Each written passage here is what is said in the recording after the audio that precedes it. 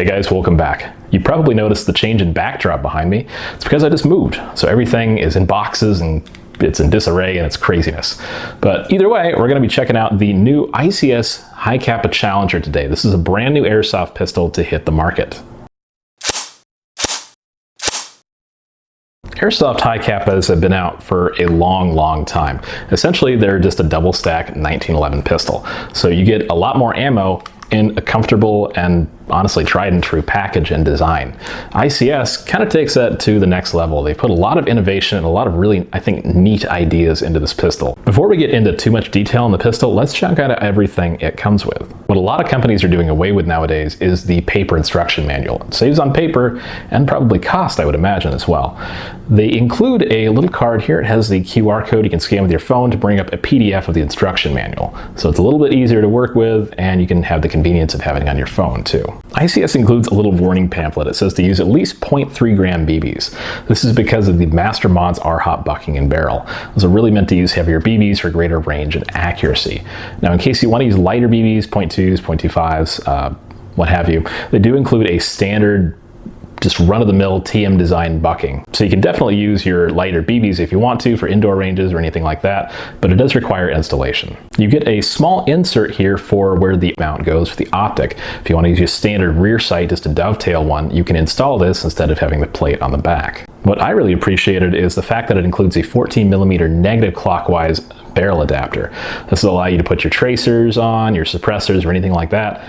Allow you to use the pistol in the dark with a tracer, or just make it look really cool with a suppressor. You also get a 30-round magazine for this pistol. Most pistols come, I think, nowadays with like 15 or 20-round mags. That's fine, but the Hi-Capa comes with a 30-round mag. It's just a little bit of an edge there with ammo capacity. They also give you their Revo 2 valve system. That allows you to adjust the strike distance on the magazine exit valve. Kind of a neat little feature for a little bit of tuning. Now, the ICS Hi-Capa Challenger.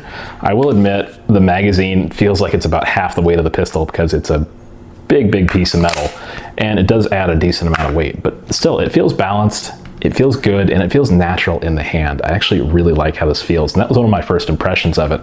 It feels natural, and that really goes a long ways, I think, with pistols. I don't really use a lot of 1911s, and so when I picked this up and it felt good, that surprised me. That really went a long way. Let's talk about all the normal functionality of this gun, then I'll get into some of the details and specs and cool things about it. Of course, your magazine release is on the left side here. This one is not swappable to either side, so it's not ambidextrous. Pretty normal for 1911s and Hi-Capas to have is the beaver tail here. This must be depressed and acts as a safety. When it's not depressed, the trigger cannot be pulled and it cannot fire. It also has a pretty long dovetail here, which I really appreciate. I can get a much higher purchase on the frame of the pistol in my hand. The safety is ambi, so it's on both sides. It can only be engaged when the hammer is cocked. Now, I did notice it's actually, the detint on it's not terribly strong. I can kind of just almost bump it by accident, and it did happen a couple of times when I put it in my pocket and then drew it to film a little bit with. I noticed that I had accidentally flipped the safety on a little bit, so that's something to keep in mind. The slide catch here is a little bit longer, it looks like, and the top, just like the safety on both sides, is serrated, so it adds a slightly rougher contact surface. I think one of the more innovative things about this pistol is the fact that it does come with an RMR/DOC mount on the top. It is threaded for either of those. Unfortunately, I don't have any here to show off with it. I really wish I did. The rear sight is integrated in with the mount itself, and the mount can be removed if you do want to do that. The sights on this are actually really neat. They do have a glow-in-the-dark paint applied to them.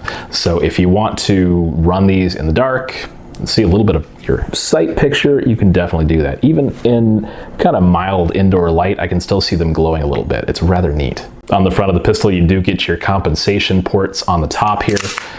They are rather unique looking. I think it adds kind of an interesting flair to how a pistol looks. You do get a skeletonized trigger here, which is rather neat. It has kind of a serrated front as well for a little bit better tactile interface.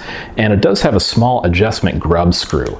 Now, one thing I did notice is it is a little bit hard to get the Allen key in there to adjust. What I would personally change about the pistol is I would put a small hole in the front of the trigger guard to more easily adjust that screw. Otherwise, it can take a little bit of work. Something that I'm actually not used to, but this gun does include, is a flared magazine well, and it's pretty large. It feels good in the hand. I don't really notice it a whole lot just because it's a little bit below where my grip is on the pistol. But I did notice that if for any reason you need to like just rip the magazine out, which for airsoft guns doesn't seem to be a very common, if ever, sort of thing, there are little tabs or inserts here to grip onto much more easily. Lastly, there is a pretty generous rail on the bottom of the frame here.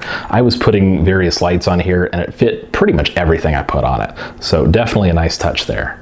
Let's head over to the tech table really quickly, or my version of it while I'm moving here, and check out the internals. They offer some very interesting upgrades. Field stripping the pistol is pretty straightforward. What you want to do is pull the slide back to about right here, where this little notch on the slide catch lines up with the notch in the slide.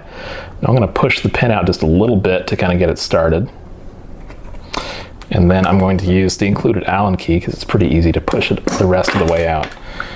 Slide catch will come right out and the slide can come right off. To remove the spring guide rod assembly pretty efficiently, this little nifty unique tool is included. What I'm going to do is on the slide, make sure that this little hole right here is facing upward. I'm going to push the entire assembly forward until that hole is exposed out front. From there, I can actually slide this tool over, put the little end of it in the hole there, and the entire guide rod assembly can simply slide out as one unit, completely captive to itself. So you can set this aside without having to worry about your spring going flying or anything like that. To reinstall it, simply reverse the process, put the spring guide rod back in and remove the tool. Pretty straightforward and a really unique way of doing this. From there, you can push your barrel forward a little bit, actually all the way out completely. Everything comes out the front. Your outer barrel here, if you want to put the threaded muzzle on, you do have to remove the orange tip. Keep in mind, it is glued in place pretty well, so you might need to get a little creative removing it or dip it in some boiling water. Your hop-up unit here is also TM compatible, so it can be swapped out with something TM, and it is a top-down center system, which is actually really neat. It definitely will help with accuracy. Your hop-up can be adjusted with a small Allen key, the included one, in the bottom here, pretty easily. It also does have the Master Mods inner barrel. It's a pretty short one, and it does have the R-hop bucking in there as well. If for any reason you do want to remove the RMR plate here, it's two screws, simply the one on top and the one in the back that are right about where the hammer strikes. Keep in mind that when you remove those two screws, the entire gas system is going to come out as well. There's a long, like 1.5 inch spring in there, so keep an eye on that and make sure it doesn't go flying out. Let's talk performance on the ICS Hi-Capa Challenger. I took this out to Nighthawk Airsoft the other day and just essentially shot about maybe 15 mags through it. I really tried to put it through its paces, and I'd use propane, I used green gas, I used honestly every kind of propellant and BB I had on hand.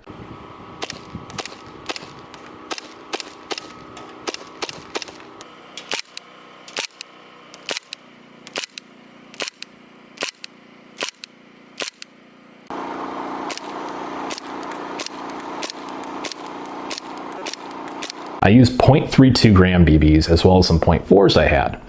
Had some interesting results. The 0.32s are what I tried first, and I tried that with green gas, and the results were rather good. I was easily able to hit targets 150 feet away with this without a problem. The range was very impressive. For a sidearm, I would have no complaints about running this.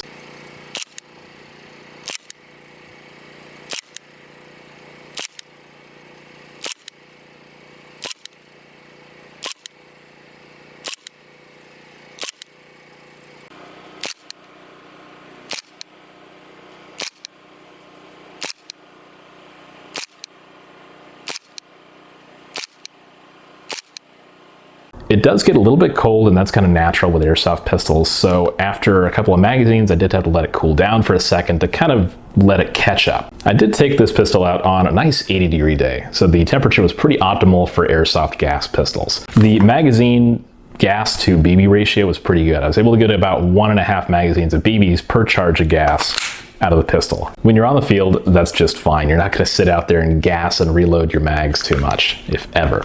You're probably going to have a couple of different magazines, so as long as you can get through at least one magazine of BBs with a little bit left over just for a safety margin, I think it's doing all right. Now, the .32s performed really well. That'd probably be what I would run more consistently in this, but the .4s had some advantages and disadvantages just from how this pistol works inherently, I feel like.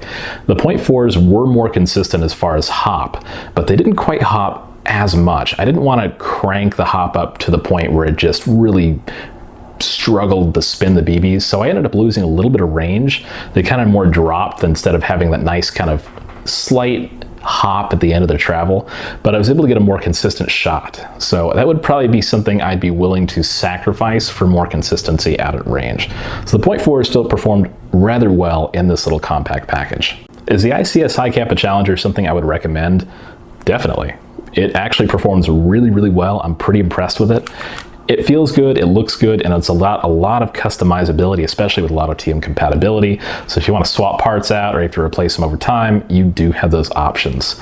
The master mods are hot barrel and bucking do a really good job as far as range accuracy with heavy BBs, which on a lot of pistols they can sometimes struggle with. This does a great job at that. I think ICS has a pretty solid pistol they built with the Hi-Capa Challenger. They should be really proud of this. It is a fun little gun to run. I'm looking forward to running it on the field much more very soon. A big thanks to ICS for sending this over. It's always a pleasure to work with you guys. You guys are great and your products rock. Thanks for everyone for watching, and I'll see you guys in the next review.